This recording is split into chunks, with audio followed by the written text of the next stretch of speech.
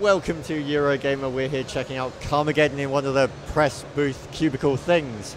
I've got two of the guys to come and talk about the new iPhone and iPad, well, iOS version, and maybe we'll kind of get some teasers on Reincarnation. So would you like to introduce yourselves first? Yeah, hi there. My name's Neil Nobby and I'm the co-founder of Stainless, and I'm the executive director on the Carmageddon games. Yep. And I'm Simone Sim, and I'm a designer on the game. And you're also the Diane. And I'm also Diana, yeah. I'm also one of the characters on the game, which is a dream come true. Is it like did you like grow up liking Carmageddon, or have you been here since the start? Like, when did you join? To be honest, I've always been a gamer. I've always been very much into games, and I had heard of Carmageddon. Unfortunately, I had the awesome experience of playing the PS1 version, which obviously wasn't as good, I know that, but I've obviously since played Carmageddon and Carmageddon 2 thoroughly, so and it's a lot better, a lot better than one I played anyway. Awesome. So you've seen it all then, you've been here from the start. Yeah. So I mean, after playing it for a little while, the iOS version seems quite close and true to the original. Is that something you think is what were you going for? I mean, the core game data is the same as the original. We actually used our ill-fated Gizmondo port as the data from that. Basically, as you'll all know, the Gizmondo never actually came out. R.I.P. Gizmondo, and it was going to be one of the launch titles. Yeah. So we were contracted by SCI, who owned the rights to Carmageddon at the time, to actually do this port to Gizmondo. We did most of the work, and then Gizmondo went plop, and so we were left with a partial port to use it. But the good thing is that it meant that we'd kind of transferred most of the game into what was then the latest version of our own internal engine, which has been in development ever since the original Carmageddon. Yeah. So that Beelzebub engine has kept on growing and improving, and so we had a kind of interim starting point. Yep. It had pre-lit tracks, and it had better textures on the cars, things like that that just gave us a slightly more sparkly starting point than the very original version. So that was what we used, and in the process of creating this version, we've also done a lot more testing and balancing of the game than was ever in the original as well. Yeah. So in fact, we've ended up with something that's actually a better experience, we think, than the original, bar the fact that it hasn't got multiplayer. Unfortunately, that would have just been too much work. We'd never have got Reincarnation finished if we'd have also got the multiplayer stuff done for this. So it's single player only, but it's an improved single player, we think. Yeah, I mean, it looks quite polished, and the UI as well, like you've got the option for on-screen controls and the tilt functions and everything. The on-screen controls are really smooth and tight. It's quite interesting to see a game like Carmageddon actually pulling off controls that are better than a lot of the other races on the iOS devices. Right, okay, well, Sim's been working very closely with us on this, so she can talk about this.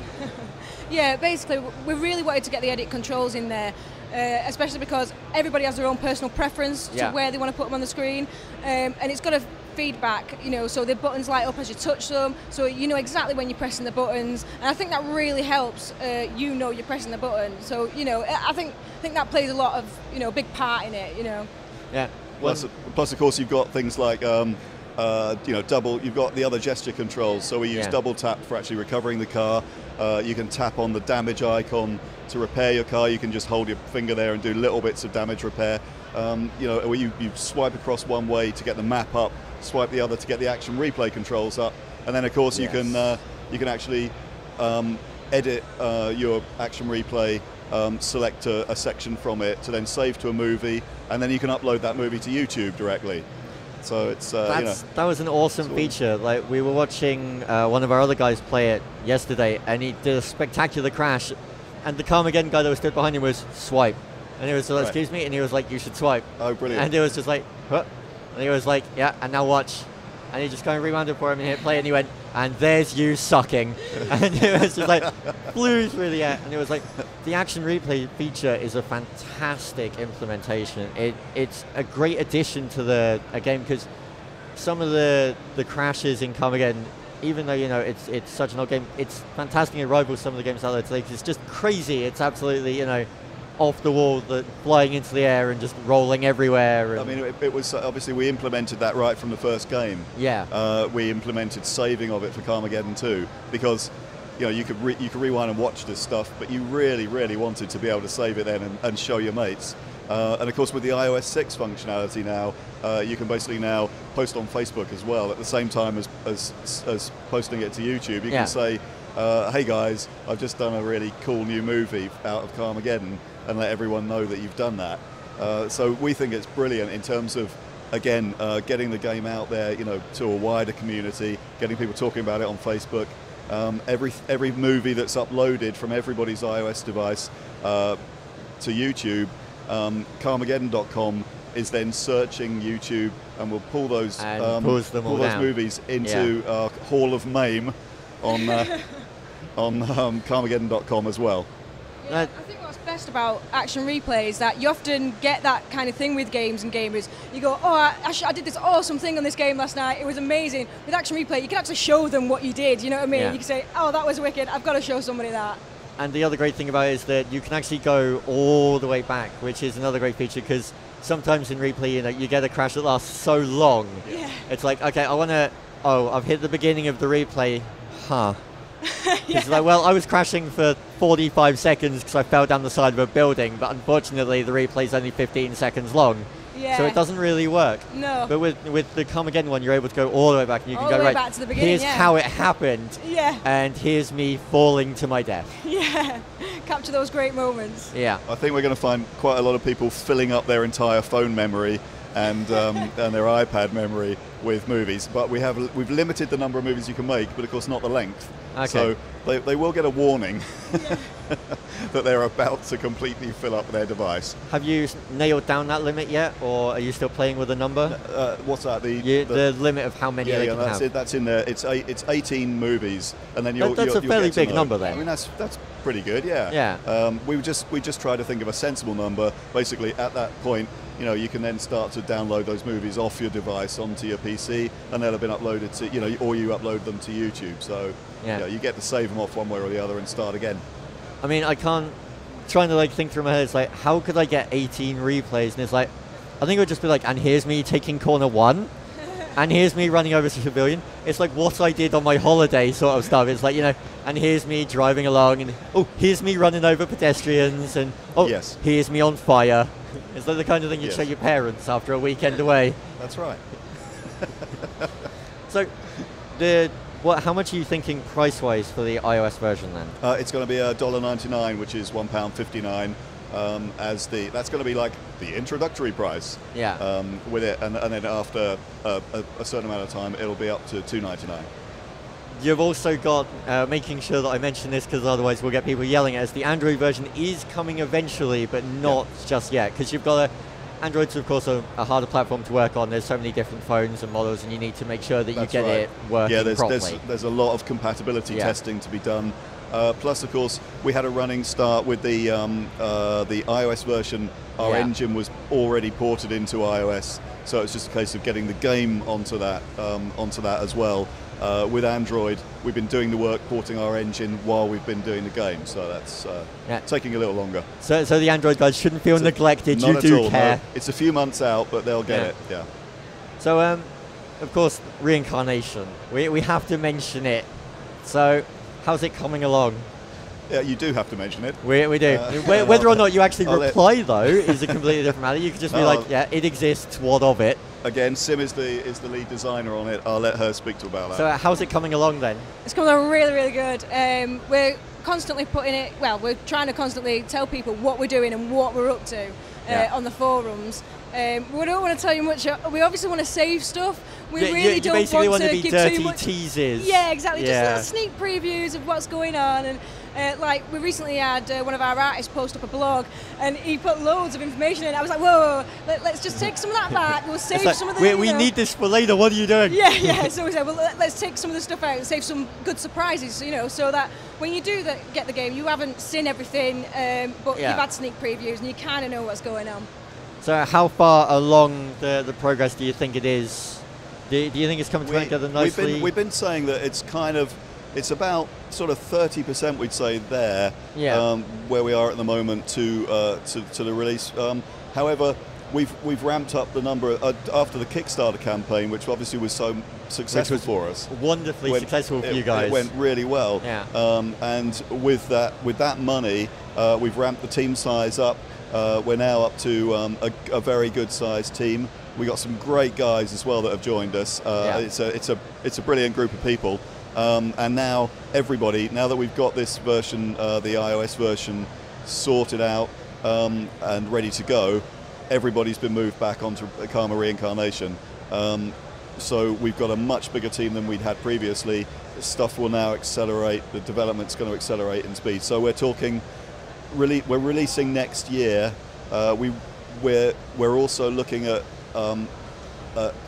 extra funding, which will allow us to look at perhaps releasing the game on consoles at the same time. So it would be an all platforms release, and a very polished game. That would be huge if you managed to pull it off. Just Carmageddon on the Xbox. That would be. It's what we've always intended. It's obviously as a driving game, it's perfect for consoles. Yeah. Because driving games with the keyboard are kind of, they're very twitchy at times, and you get a lot more of a smoother response with a analog stick. That's right. Yeah, that's right. And again, our tech supports. Obviously, it's cross-platform in terms of consoles. Supports the controllers. For us, it's just a matter of getting the game itself ported onto those consoles. Yeah. So you've been here from the start. You've seen it all, and you've been along, all of the wonderful Carmageddon journeys.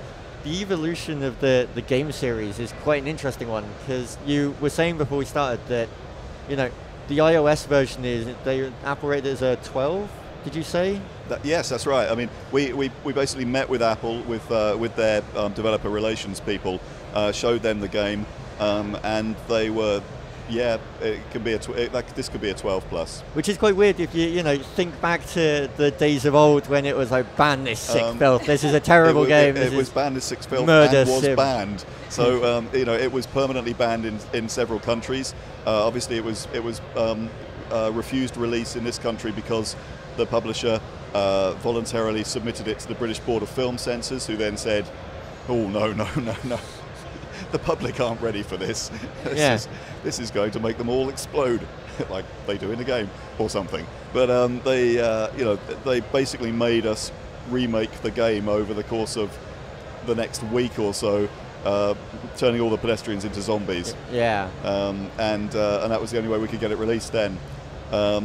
So yeah, for that kind of scandal and furore to surround a game that's now considered okay for kiddies over 12 to play. There you go, how times have changed. So what are you aiming for with Reincarnation? Because it's quite tricky with a game like that. Like, is it a case of you're just going to make it how you want to make it, and then whatever rating they give it, they give it? I think the key thing is that we never intended the game to be a shocker. We intended the game to be funny.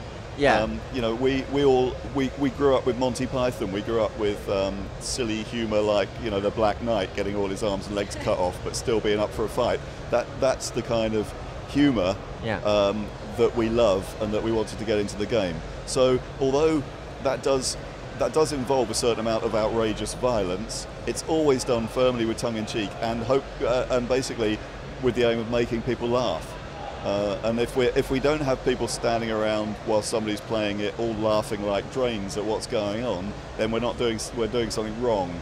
So that's our benchmark, Yeah, we never put violence in for the sake of putting violence in. It's all about the fun, it really is. So it's a case of you're just going to make Reincarnation how you want to make it, and whatever they give it, and that's exactly. That's exactly it. Yeah, that's pretty much what happened with the original, isn't it? I don't think they quite expected it to be as shocking.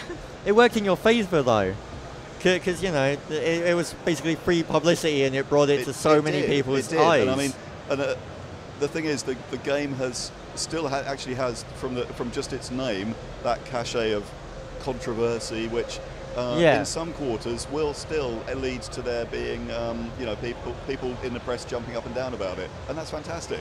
I mean, the Daily Mail website, ran a story about the Kickstarter campaign, which was basically once again ban this sick filth.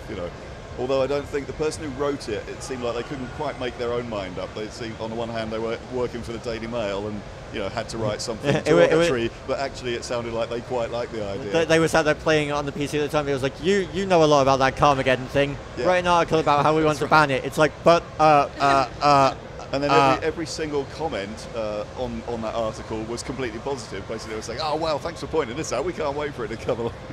Yeah, that sounds about right. So if the guys watching want to go and find out more information about either the iOS version or Reincarnation, where can they go to find out more? Carmageddon.com. Have you got a Facebook or a Twitter or anything as well? Yeah, we need more Facebook likes. Okay, so do you want to give that one as well then? Is it Facebook/Carmageddon or? Yeah, just Carmageddon, yeah. Oh, there you go. Okay, well, thank you for your time and thanks for chatting Carmageddon with us. Thank you very much. Thank you. Thank you.